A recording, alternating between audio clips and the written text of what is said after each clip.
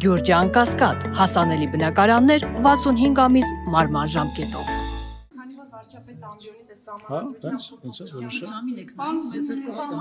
Նոր կներես չլսեցի։ Վարչապետ Անդրյոնից սահմանադրության մասին հայտարարեց, նախկինում էր ասել, որ այն մեկնաբանելու իրավասություն ունի բացառապես սահմանադրական դատարանը, եւ այդ մեկնաբանությունը անկախության հռչակագրի մասով տրված է սահմանադրական դատարանի կողմից,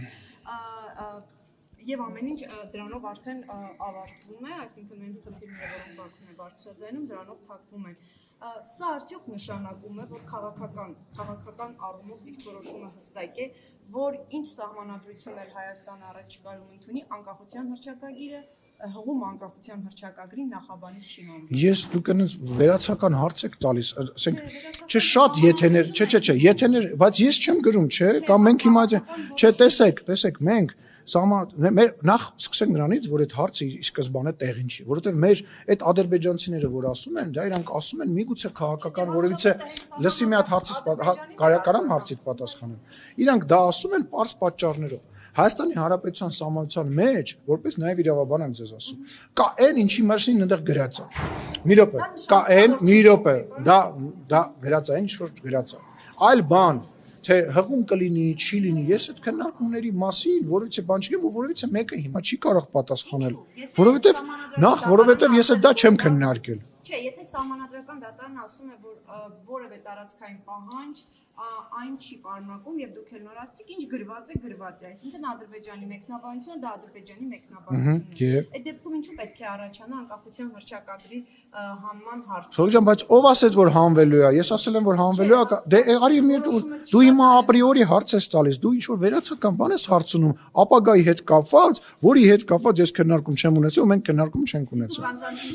Սահմանադրության հետ կապված, որ եթե սահմանադրությունը փոխվի, ապա Ադրբեջանը եւս պետք է իր սահմանադրությունը փոխի։ Հիմա շարունակում ենք դուք եք այդ մասին խոսել, որ եթե սահմանադրության պահանջը ներկայացում, Ադրբեջանը պետք է փոխի։ Նույն տրամաբանության մեջ իրենք նույն խնդիր ունեն։ Եթե իրենք հնչեցնում են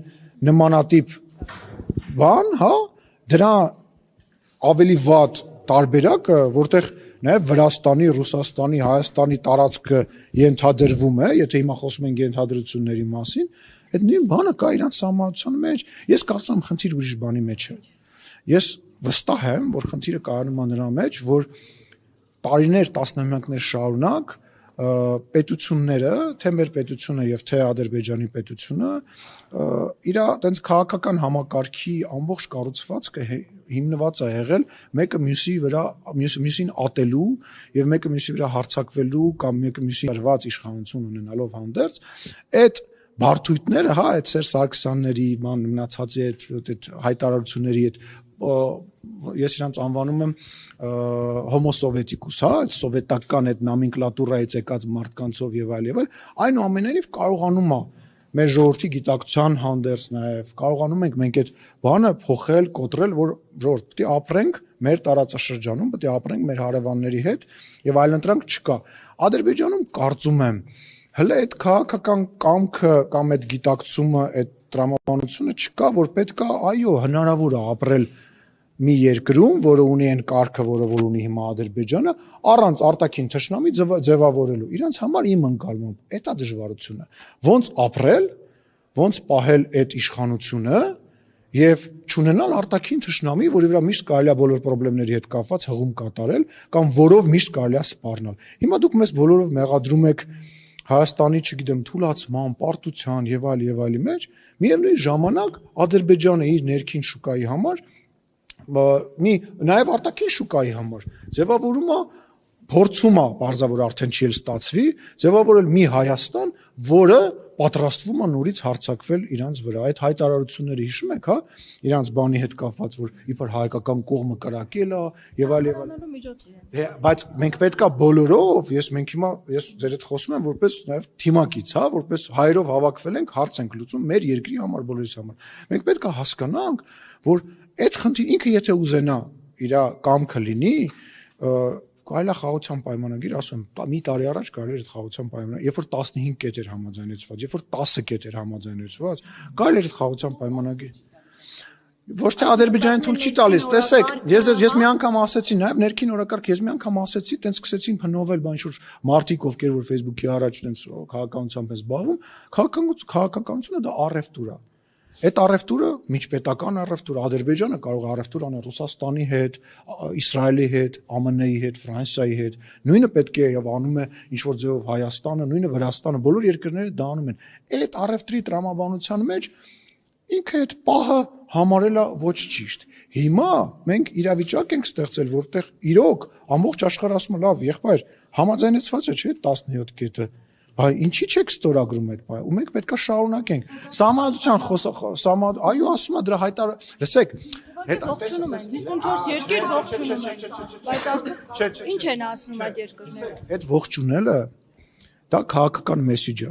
Ոչ մեկ չէր գնալու, չէ՞, պայմանական X երկրին ասեր, բա դու իմիջիայից 20 հոգի ողջունեցին, դու ինչի՞ չողջունես։ Այդ ողջունելը քաղաքական մեսեջ է։ Եղբայր, կնքի այդ պայմանագիրը։ Եղբայր, պետք չի սեն շարունակել։ Էլ չեմ ասում այդ անձնական շփումների Եվրոմիության եւ տարբեր կառույցներում վերաբերմունքի ձևավորումը դրանք բոլորը քաղաքականության մեջ մեսեջներ են պետությանը։ Ես հույս ունեմ, ես վստահ եմ, բայց նաեւ հույս ունեմ, որ չեմ սխալվում, որ Ադրբեջանը այդ ամեն ինչ շատ լավ գիտակցում է։ Եվ ես մի բան ասեմ, Նարեկը նաեւ հարցնում էր խաղաղության պատերազմի մասին։ Դուք հիշում եք, որ մենք 2020 թվականից հետո մենք առնվազն մի քանի անգամ մենք կանգնած ենք եղել լայնամասշտաբ պատերազմի առաջ։ Մենք կանգնած ենք եղել։ Մեզ փորձել են ներքաշել 2023 թվականի սեպտեմբերին Ղարաբաղի ժողովրդի նկատմամբ արվածը ամենավերջին բան փորձերից մեկն էր Հայաստանի Հանրապետությունը ներքաշել լայնածավալ պատերազմի մեջ։ Որ ասում եք խաղաղություն, ժողովուրդ, այս քանից հետո հələ մի հատ հիշեք 90-ականներին խնդրում եմ հիշեք էլի, բացեք դու լավ հիշողություն ունես, փորձառու լրագրող դուք էլ շատ չէ հիշեք հələ էլի 91, 93, 94 թվականից հետո հələ մի հատ հիշեք, երբ որ հակառակ իրավիճակներ, թե ինչ էր կատարվում եւ ինչ իրավիճակ էր եւ ինչ շարունակություն ունեցավ եւ ինչ արեցինք մենք։ Ու հիշեք ու համեմատեք, եւ ասեք, հիմա մենք այս պատերազմից 20 թվականից այսկոմ